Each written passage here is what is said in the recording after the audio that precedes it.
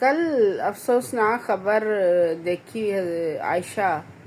اداکارہ عائشہ جو کہ پاکستانی ڈراموں کی جان ہوا کرتی تھی، اور ہم نے اپنے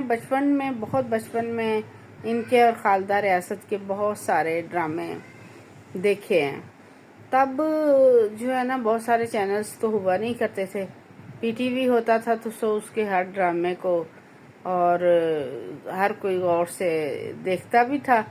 اور اس وقت ڈرامے اچھے بھی بہت ہوتے تھے کہ ایسا کہ ہم پورا ہفتہ اس کا انتظار کیا کرتے تھے۔ دھیمے لہجے میں بات کرنے والی عائشہ، بے شمار ڈرامے ہم نے ان کے دیکھے، لیکن اپنی زندگی کا ان کا انتہائی افسوسناک انجام۔ کیسی اولادیں ہیں، کیسے بچے ہیں جنہیں ماں باپ پال پوس کر سینے سے لگا کر بڑا کرتا ہے، اور ساری راتیں جاگ کے مائیں ان کے لیے اپنی آدھی زندگی ان پر حرام کر دیتی ہیں۔ پھر وہ ایک کام کرنے والی فنکارہ تھی، یقیناً ساری عمر انہوں نے کمایا، اور اینڈ میں انہوں نے سوچا کہ چلو میں اپنی زندگی میں ہی اپنے بچوں کو اپنی جائیداد بانٹ دوں، بعد میں نہ لڑتے پھریں۔ اور ایک بچہ جو شہر میں ہی رہتا تھا،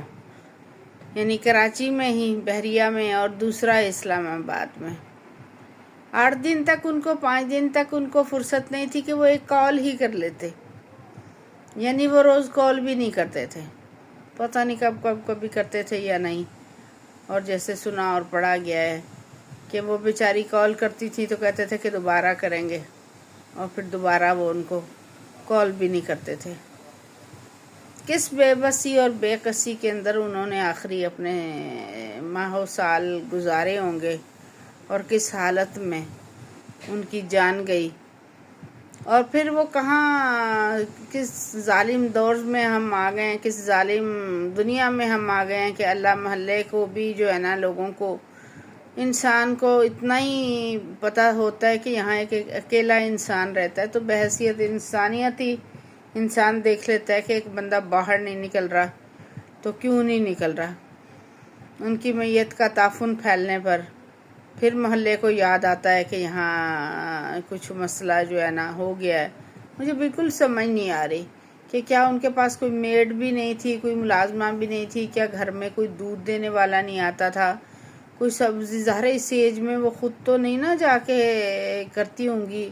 تو کوئی تو ہوتا ہوگا نا جو ان کی لک آفٹر کرتا ہوگا۔ کیا کوئی بھی نہیں تھا جو اتنے دنوں تک ان کی میت گلتی سڑتی رہی اور کسی نے نہ دیکھا؟ انتہائی افسوسناک ہے، اور افسوسناک ہے ان بچوں کا جو ان کے بچے ہیں۔ آخرت میں بچوں جواب دینا ہے تم نے اس چیز کا، نا تم نے جواب دینا ہے۔ تم نافرمان، بے حد نافرمان اولاد ہو، اور میرا اتنا دل دکھا ہے کہ میرا دل کر رہا ہے کہ میں ان کو بولوں تمہیں اس سے بدتر موت آئے، تم لوگوں کو اس سے بدتر آئے جو اپنے ماں باپ کی قدر نہیں کرتے، تمہارے لیے کسی دل سے کوئی دعا نہیں نکلے گی۔